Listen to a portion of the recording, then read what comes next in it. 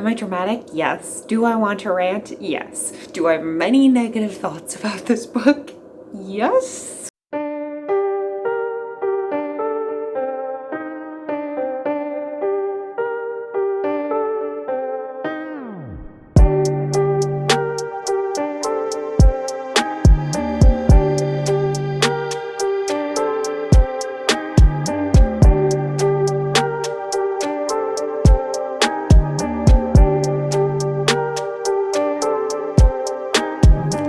Hi guys, and welcome back to my channel. I just went to the library and I got some books, which is what you just saw. So last month I was in a little bit of a reading slump, which everyone has told me that it's not a reading slump. Reading only 5 books a month is still good. However, for me, who has extremely high expectations for myself, that is a very bad reading month for me. So I wanted to turn around this month, and one of the ways I think I might be able to do that is reading a lighter, quicker paced book that will keep me entertained all the way through. So I went to the library because that is where you find books for a mood reader. And one of the books that I got is The Inheritance Games by Jennifer Lynn Barnes. I believe there's 2 books in this series. I think that's all the books that will be coming out in the series, but please tell me if I'm wrong, because 9 times out of 10, I will probably be wrong. I got this book. I know nothing of it. I don't know anything about the plot, anything about the characters, anything about the author. I don't know anything. But I've seen this around BookTube a lot. And I might have even watched a few book reviews for it, but I don't remember anything. My memory sucks.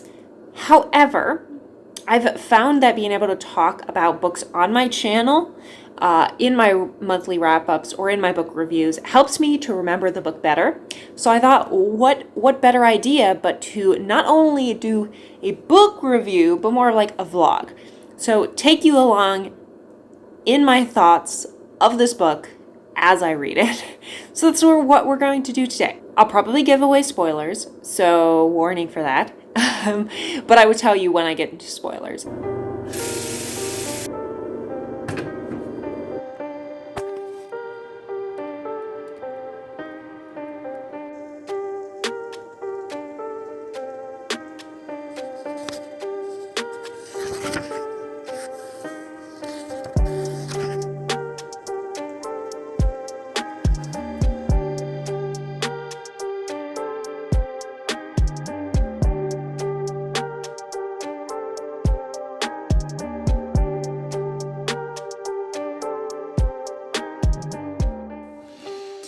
Oh boy, things have got dramatic very quickly. I'm currently about 50 pages in. I have a few sticky notes in there to remember memorable quotes because boy, are there some interesting things about this. So we start off with Avery. She is a 17-year-old girl. Her mother just recently died. Her father isn't in the picture. I don't know if we know who he is or she knows who he is, but he's not around. But with her mother died, she's kind of semi-moved in with her half-sister, Libby, whose boyfriend absolutely does not like her and does not want her in their apartment/house. So half the time, Avery lives out of her car.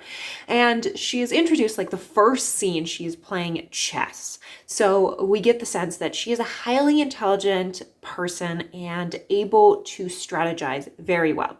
So I assume that's going to come into play later in this book, even though it hasn't really yet. She's in high school, just living her best life. She actually works to do a physics test and studies for it, even though she doesn't usually study for it. And then she gets full points, which never happens in this class. So people think she cheated. So that happened, and then it just wasn't resolved. But so she shows up to school one day and there's this guy at the principal's office. She gets pulled into the principal's office and her sister's there, and then this young guy who's in a suit. I just want to read to you his first description because he's literally described. These are the first words of his description, that he's wearing a suit, and she's light hair, pale eyes, features sharp enough to cut rocks. So this guy is Grayson. He is the grandson of Tobias Hawthorne, who has just passed away in the last few weeks, and he has named Avery in his will. So basically, she has to go to Texas. I can't remember where she actually starts off. I don't know if it mentions where she starts off, but she has to go to Texas to have the will read. So Avery and her sister Libby fly to Texas, and then they go to Hawthorne House, which is like basically this massive castle. So Tobias Hawthorne wasn't just a rich guy. Tobias Hawthorne wasn't just wealthy or well off. There weren't any polite terms for what Tobias Hawthorne was, other than really insert expletive of your choice here, filthy rich, billions, with a B, and plural. So basically, he is worth $46.2 billion, so a lot. So she meets the family. There are 2 daughters of Tobias, and Tobias's mother-in-law is still alive. Everyone calls her Nan. And so these 2 daughters, Zara and Sky, are maybe in their 40s to 50s. And then you have Sky, the older daughter. Well, maybe she's not the older daughter. I don't know. But you have Sky having 4 sons from 4 different men. So you have Nash. He is the oldest grandson. He's basically a cowboy. He runs like he rides like a very old motorcycle. Then you have, I'm not sure who is next. I assume Grayson is next. He's like 19.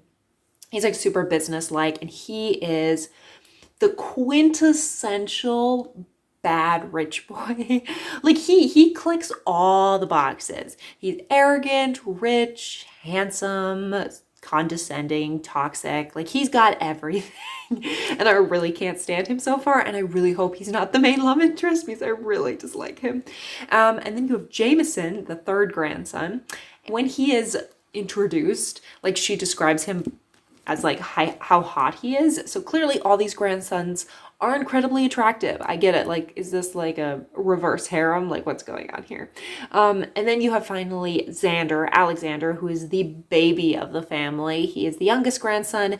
And yes, so all these brothers are like half brothers, but they're the 4 grandsons of Tobias Hawthorne. So all these people, you have the 2 daughters, you have the Zara's husband, even though she doesn't have any children, and then you have these 4 grandsons. So in total, 6 main people to inherit, and then Avery. So they start reading out the will, the lawyers, basic, and they go, okay, so, this servant who's been with me for years gets like 150,000 or something like that. Really nice price, okay? Good price. And then like the security detail gets like 300,000, I think. And then his mother-in-law, Tobias Hawthorne's mother-in-law, this ancient woman who's like the great grandmother of the 4 guys, the 4 grandsons. She gets like a stipend yearly that's maybe like 100,000, and as well as her medical bills being paid. And then it gets to the 2 daughters, and they're given only a one-time inheritance of $50,000. This is a guy who's worth billions, and he leaves both his daughter $100,000 together. That's all. And then it goes to each of the grandsons. Each of them receive $250,000 apiece, payable on their 25th birthday. So altogether, that is $1 million.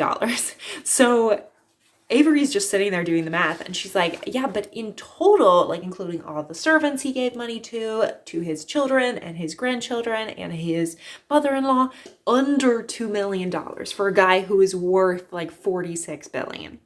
So then, of course, everyone saw this plot twist coming, okay? Everyone did. The remainder of the estate goes to Avery. Keep in mind, she does not know Tobias Hawthorne. She's never heard his name before. She knew nothing about him. She Googled him on their flight over, and that's all she knows about him. So she's sitting there like, what just happened? And if any of the other people named in the will, fight the will, they will lose everything, their entire inheritance. So that's where we are right now. Oh, and the only caveat to this inheritance is that Avery has to live in the house for a year. So I don't know. I have a lot of thoughts. Obviously, one of the biggest questions is who is Tobias Hawthorne to Avery? Like, is he related to her in some way? Did he know her mother? Did he know her father? Like, what is the background of that? Because I'm really curious about like the whole mystery aspect of that.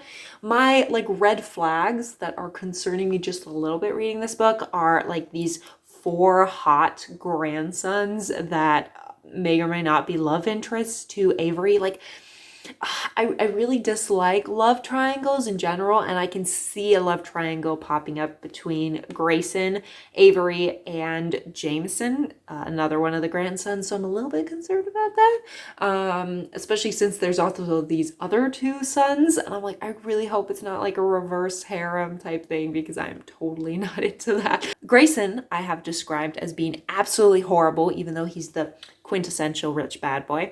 But then you have Jameson. The first time he meets Avery, he's like shirtless, wandering around like on like a balcony, threatening to like jump off and die, which is lovely. But then he's also like flirting with her, and he's clearly super drunk.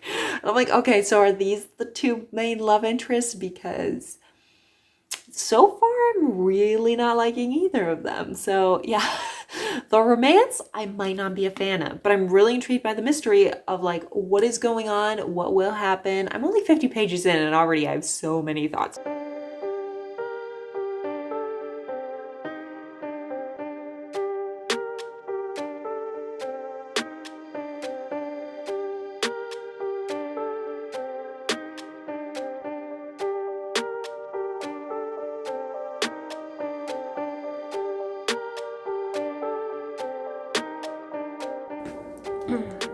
Okay, it is near the end of the day, and I am currently about 100 pages in of this book.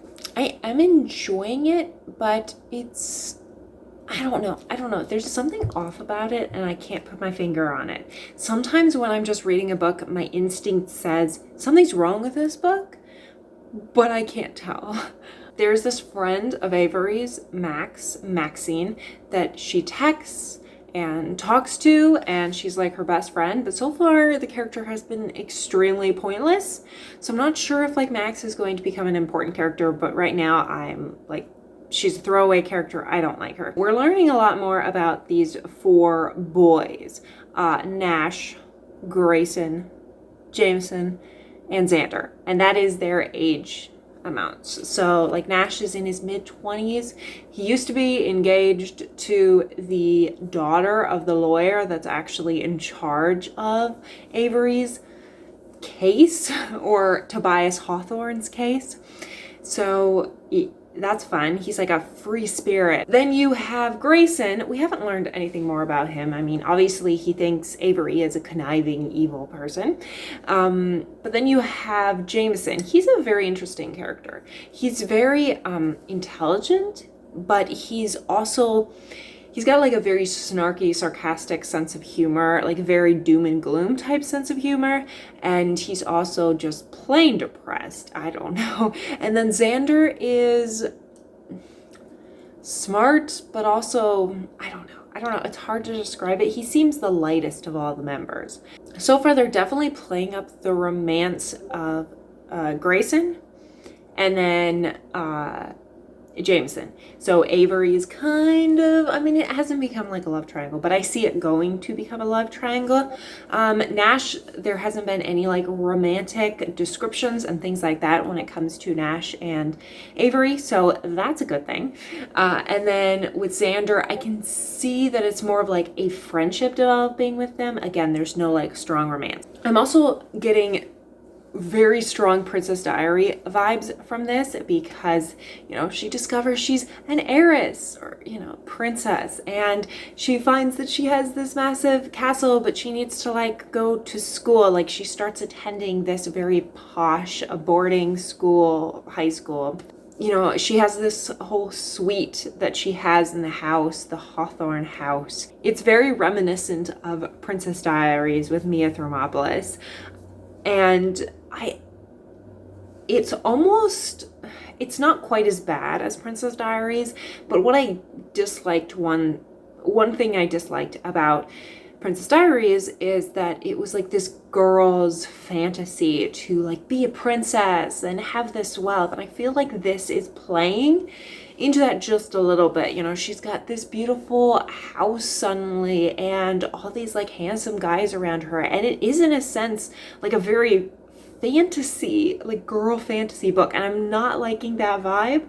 And of course you have Avery now having to deal with paparazzi and people knowing she's a billionaire now. So that's fun. She has like security. She can only go certain places, which it's really downplayed, like how crazy that would be on your mental psyche. Like to go from being just an ordinary teen girl to like having security and not being able to leave your house because there's paparazzi. I don't know. I really dislike that. My Discord is going crazy. I'm so sorry. I feel like a lot of the stuff that's going on in this book are very dark, and yet the book takes a very light look at it. And I think that's my biggest problem with the book right now. Even though I am enjoying it for the most part, I'm really intrigued with learning about Tobias Hawthorne and learning like why he left her all this money. There's also these letters that he left to all his grandsons and her, and Avery's letter merely said I'm sorry and then his initials. And she recently got a hold of Jameson's letter. He gave it to her because he was like, well, something's going on, and it's like just a list of proverbs like power corrupts absolutely. I don't remember what other proverbs there are, but basically it's just very vague, everything about Tobias. And apparently he used to play like these riddles and mind games with all 4 of the grandsons. So Jameson's theory is that Avery is their last riddle to solve. So I'm going back and forth on whether by saying I'm sorry in Tobias's letter, if he means that he is sorry for something in the past that he did, maybe to her mother, or if it's I'm sorry for putting you through this in advance because it's going to be a shit show. But so far, I don't know. They're really hyping up that, oh, these boys are really messed up. Like Avery meets this girl on her first day of school who happens to be the niece of the guy married to Zora, who is the aunt of the 4 boys. So maybe you shouldn't trust her, but she goes with like, oh, these everyone in the house, all the Hawthorns are so twisted. And like other people have mentioned similar things, but so far, like I haven't seen them being super like weird or abnormal. They seem relatively normal, especially considering like they come from such a wealthy family. They would probably be a little bit unique just because of their upbringing. Same thing with each person. Each person in the world is unique, so I don't find them being as like twisted and dark as everybody seems to think they are. There are quite a few things I am enjoying, either like little hints for the future. For example, Avery goes into Tobias's old office and finds like almost a shrine to his grandsons. Like he has all these trophies that the boys have won from different sports or different things that they've been involved in. And so it's clear that he cares for them deeply and loves them. So that doesn't ring true for him like disinheriting them if like he loved them that much. So there's something more going on. Like there's a lot in the house that is very unique that we're learning about that could prove to be interesting down the line. I don't know. So far I have a lot of theories. Like there was this old guy at the very beginning of the book. He's kind of like a throwaway character in the beginning, and that's why I think he's going to be important, is he plays chess with Averly. And I think he's going to come back and be important. I think he's going to be imperative to Tobias's scheme. And like they were friends or something. And like he said she was brilliant with her strategic analysis of situations. And so he brought her into this to like test his grandsons or something going on. I have so many theories at this point. I don't think I'm going to love this book. It falls a little bit into teen tropes a little bit too much. But I am enjoying it. Like it's a very fun ride, even if I see the imperfections in it. I will continue reading this tomorrow, and I will see you then. Bye. Hello. I had to do that. I'm currently drinking out of a Stitch cup that my mother-in-law got for my husband, and it's so adorable to drink out of. I just had to do this. It's so cute. Anyway, reading update. What reading update? I have done a horrible job with this book.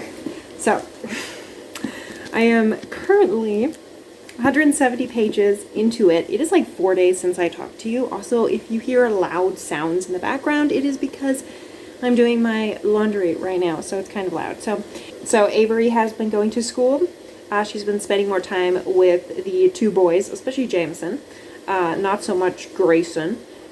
She has learned that there was like this girl that came before her here. Don't know the context at all, but she was killed. We have no idea how. I assume we're going to learn that. They found more clues that the grandfather, Tobias Hawthorne, left them. For example, the middle names of all the 4 grandsons have like meaning. And like it's a clue. I'm definitely feeling like Jameson is the main love interest at this point. Like Grayson has barely been in it. Like he was introduced and I was like sure that he was going to be the main love interest, but so far like he's made like 3 appearances since I last talked to you. So we also learned, these are getting into spoilers. So let me just say after this point, a lot are spoilers. So, originally Tobias made a will 20 years ago after his only son. He has the 2 daughters, one of which is the mother of the 4 grandsons. He had 2 daughters and a son. The son got killed in this fire, but they never recovered his body, so that's suspicious. About like 20 years ago, and that was when he changed his will and left his entire fortune to charity. So what has happened since then? I think it was like 3 years ago he changed his will to leave everything to Avery. So I'm curious, like, what happened in between those times? Like, did he discover her? Does she have a tie to his son? I have a lot of questions. So the mystery isn't bad. I don't know, it's quite strange just having and seeing Avery just running around trying to pick up clues with like these 2 hot boys. I mean, that's the entire book so far. And I don't know, I'm not as big a fan of it as I was expecting. I have about, I think, 2 hours of mostly freedom to just try to read a bunch of this. So we'll see how much I read. I realize the lighting is really bad in here because it is currently like 9:50 something at night and I just finished this. I have a lot of sticky notes at the end and boy do I have a lot of thoughts. Like at the halfway point, I think I checked in with you at 170 some pages and this is like 370, so I haven't checked in with you for like 200 pages and I just like at some point I just stopped caring. This book went from being like interesting premise to me, like interesting characters, interesting setup, to being a horrible book. And I still can't fully comprehend my thoughts. I have a lot of thoughts and I want to like look through my notes that I took as I was reading it, and I'm just going to sum them up for you tomorrow, and then this video has to go up tomorrow evening, so I have to get it all done. This book was a disappointment. So I have collected my thoughts this morning and I feel much more prepared to talk about this book and talk about my feelings about this book. So I took a lot of notes as I was reading it and I kind of condensed them all into 4 main criticisms I have, but first I'll be talking about the things that I enjoyed. The setup is quite well done. You know, the idea of this girl who finds herself inheriting this massive fortune when this mysterious rich guy has all this family and he just disinherits them all, and she has to figure out like why did she inherit. Like it's an interesting premise, and that's one of the main reasons I picked it up. However, I feel like there was a lot that was wrong with this book, and I started the book and I was like, oh, this is going to be a solid like 3-star for me. Maybe it's not the best. Maybe it's got some, you know, few tropes here that I don't like that much. But for the most part, it's going to be a fun read. And then by the halfway mark, I was like, I'm really not enjoying this. And it just went downhill from there. And I ended up giving this 1 star on Goodreads and 1.25 stars on Storygraph. So basically it's around 1 star for me. I'm going to talk briefly about just my criticisms of this in non-spoiler terms, just for those of you who are still around that are like, well, I still want to read this book, but I want to hear like your main criticisms about it. So, first and foremost, I think there were a lot of wasted opportunities in this. One of the things that I disliked most about this book is that the focus isn't so much on the mystery, you figuring out why Avery was chosen and what is the secrets behind this Hawthorne house. You don't really focus on that all that much, which you're probably like, Anne, of course they do. There's so much focus in the book, but there's not. There's like shallow focus on it, but like a lot of the scenes where you see Avery trying to solve the mysteries, it's more of a way to kind of force Avery together with these incredibly hot grandsons. And mainly the 3 main love interests. There are 2, I would say, but 3 of the grandsons are main love interests. The only one who is overtly not a love interest is the oldest one, Nash, who is 25, so it makes sense why he wouldn't be a love interest, because the other 3 grandsons are 19, 8, almost 18, and then almost 17. So the mystery definitely seemed, even though on the surface it was the focus of the book, underneath, it didn't feel like that. It didn't feel like the focus of all the scenes where they were investigating was on the mystery. It was on this like awkward romance and her getting to know the boys. That there's so many elements that were brought up. For example, Avery being super intelligent. The first scene in the book shows her playing chess and she's super brilliant at it. And yet besides randomly being able to figure out certain of the clues, for example, she figures out an anagram they find super quickly. And I'm like, girlfriend, how did you do that? That's incredible. But outside of that, like, you see no intelligence in any of her decisions. So it's kind of like she's like an average character, but they want you to believe she's intelligent. So for me, that was a wasted opportunity, because here she could be super intelligent, figuring all these things out and being one step ahead of everyone else. Or the twist might be that she was somehow involved. And I was like, oh, that would be so good, but it never was. So that was disappointing how that was wasted. Also, the idea of Avery becoming the heir of this massive fortune, as well as this business is intriguing because she has to figure out how this all works. And yet there's only a couple scenes of her actually dealing with the business. Like, it goes to her going to high school, her spending time with the boys.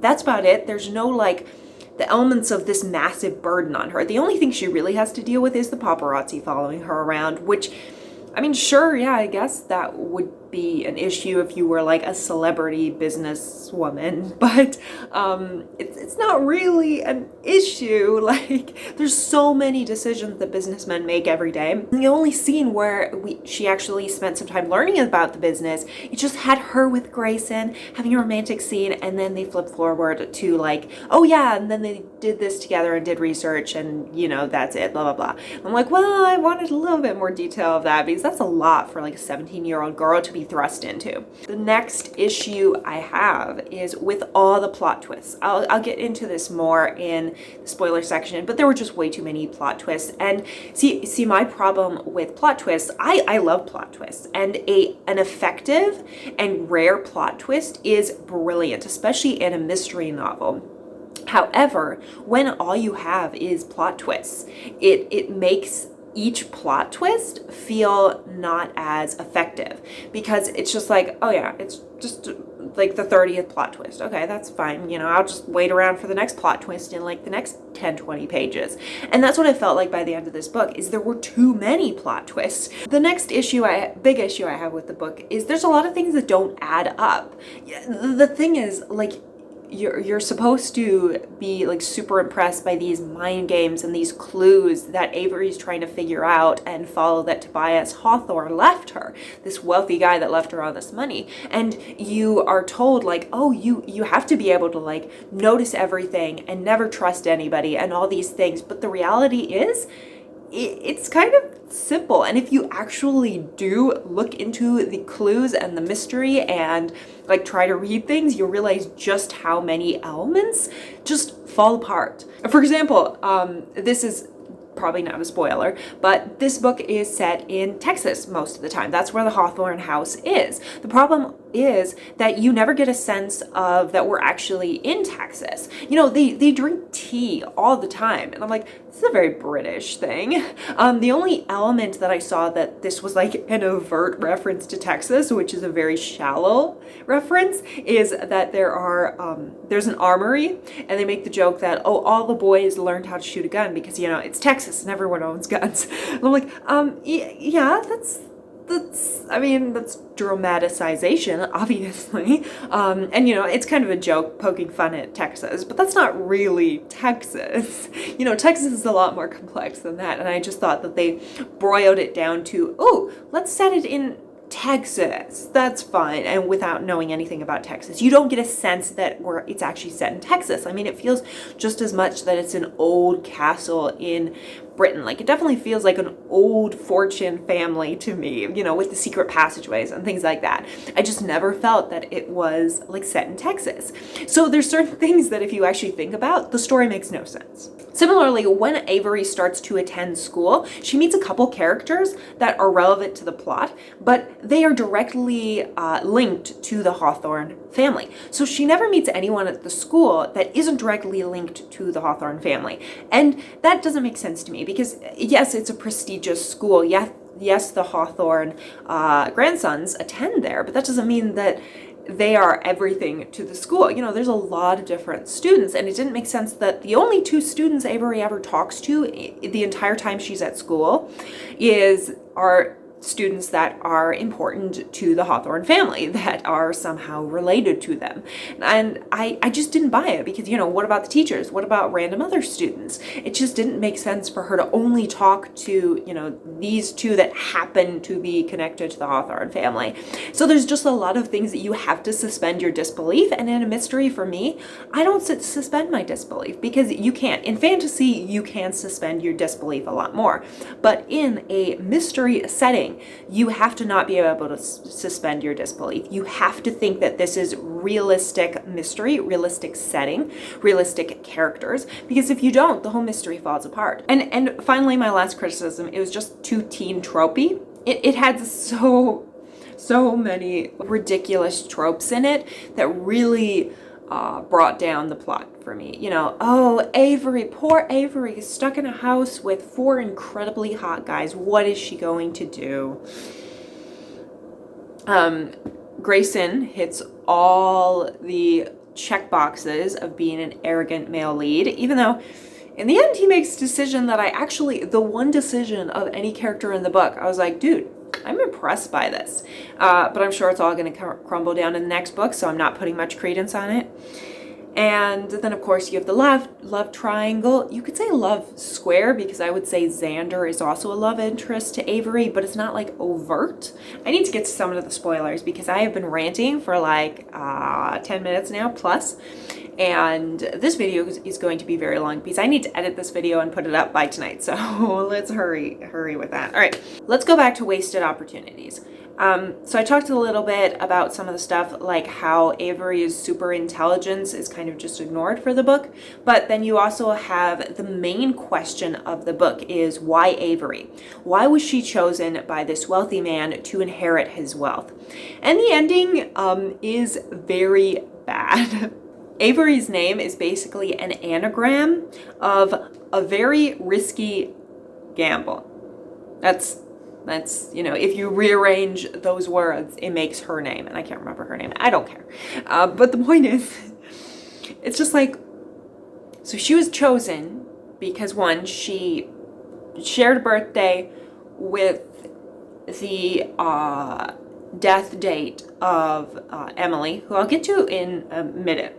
and because she was smart. So basically, the main question that we are presented in the beginning that we're like really curious to understand is never answered by the end of the book, which was extremely disappointing because I get that this is the first of a trilogy, but especially when it's a mystery, I want a mystery to be concluded. That doesn't mean that all the elements of the family need to be concluded in that book, especially since with the final plot twist, it completely pulls it away from Avery as much and towards somebody else. They could have concluded and brought together the mystery of why she was chosen better, and that one was just not brought together at all. The other idea that I thought was a main missed opportunity, Tobias Hawthorne is presented as this, in a sense, evil genius. He used to play these mind games with his grandsons and force them to compete in these clue-based type games where it would challenge their minds. The problem is, we are told that by the boys, but we never actually see that because obviously Tobias is gone.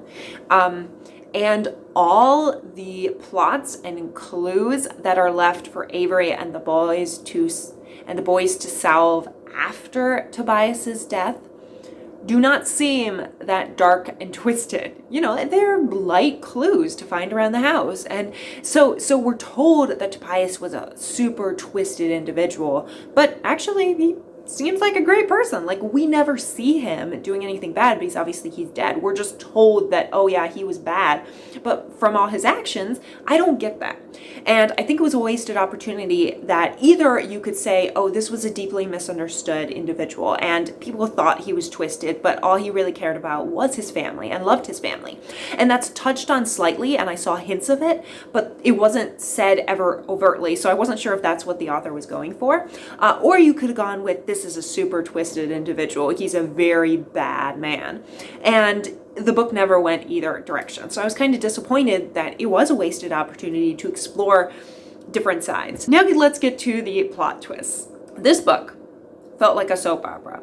And so I'm just going to go through some of the many plot twists. So Avery inherits the will.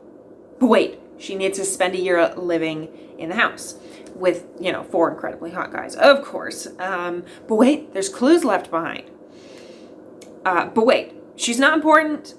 It's only to bring the boys together. You learn that at the end. Like, she doesn't matter. It's fine. But wait, she knows Toby. So what's going on? So Toby is the son of Tobias Hawthorne, that supposedly died in a fire. But in the very end of the book, it's revealed that, oh yeah, he's actually alive. And he's been the guy that's been playing chess with Avery at the beginning of the book. Yes. So what's going on with that? Don't know. We're going to find out in the next book. Not going to read it. Let's get to the romance. Because the plot twists for that are by far the worst. So, Emily is the daughter of these servants who take care of the Hawthorne house.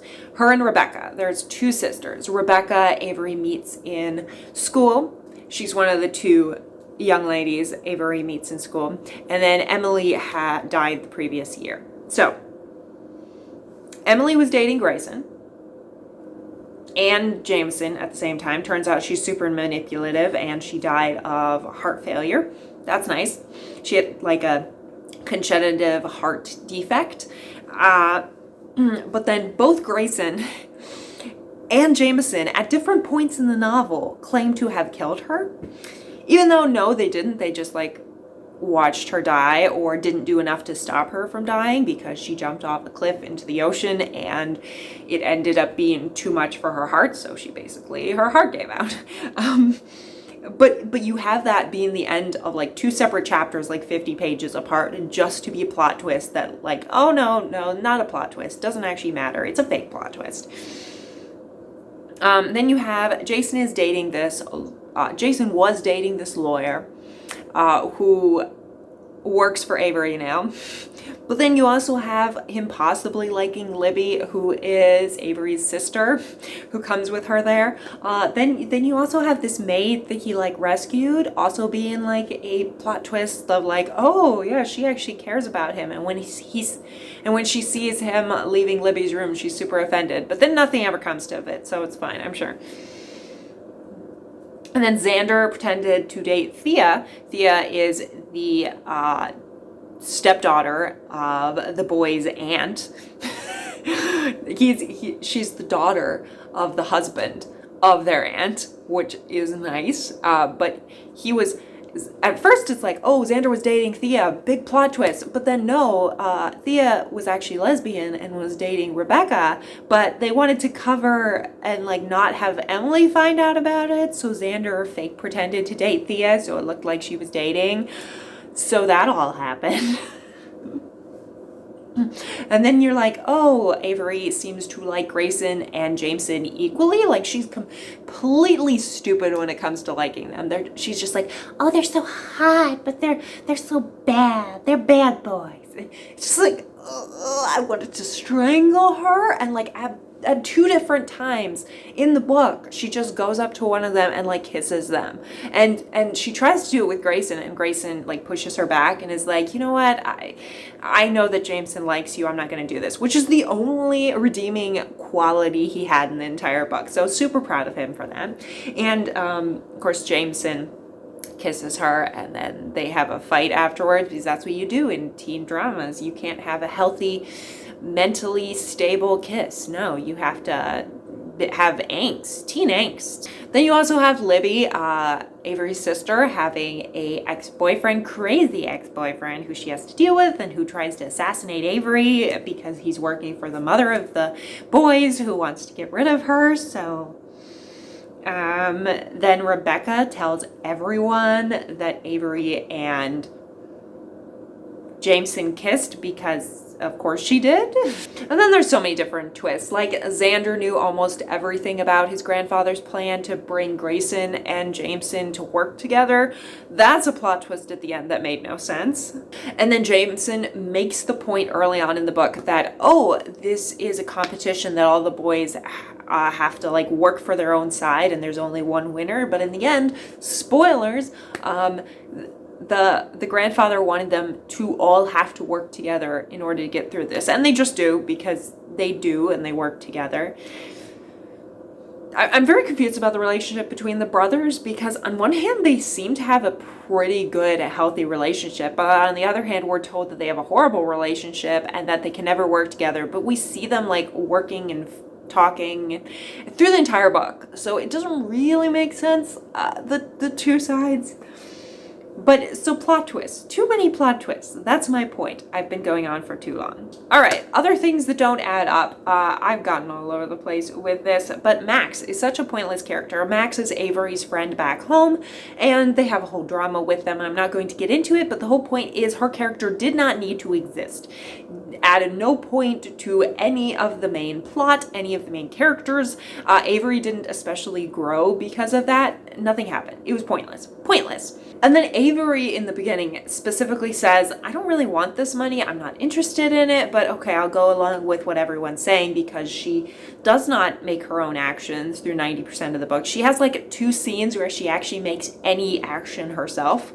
So that's fun. She's just doing what everyone tells her to do, which is great. Makes for a very provoking protagonist. But basically, in the beginning, she specifically says, I don't really want this money. I just want to go back to my regular home. And I realize that this money will change my life, but I'm not sure if this is good, because this seems dangerous. But then after the assassination attempt, she's like, yeah, no, I'm not giving this up. I'm going to win this competition. Later on, she says that.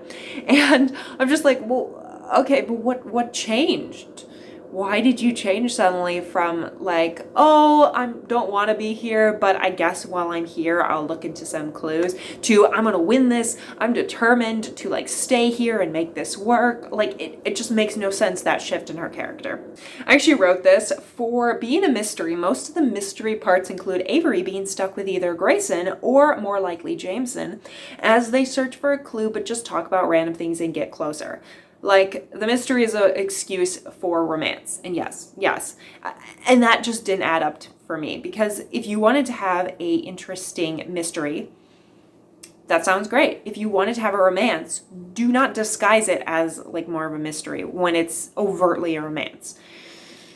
Like, the excuse of them looking for clues basically feels like a way to get Avery together with the boys. And I just like that. All right, so I think I have gotten all my thoughts down. Right now, I've just been blabbering for so long. I started off this vlog with super positive thoughts. I was really excited to read this book, and I was hoping I would enjoy it. But at this point, I am just kind of disappointed. I'm not mad, I'm just disappointed. Yeah, basically this book sucked for me. It really did. Really did, and there's no way to mince words. So I need to go and edit this video, so wish me luck. So if you read this book, do you disagree with my thoughts? I'd love to know your thoughts in general. Do you agree with some of my criticisms? I know some of these tropes people quite like, so maybe it's just me. Let me know your thoughts down in the comments. Thank you so much for watching. If you like this video, like, subscribe. I post every Saturday and Wednesday at 6 p.m. Eastern time, and I will see you all in the next video. Bye!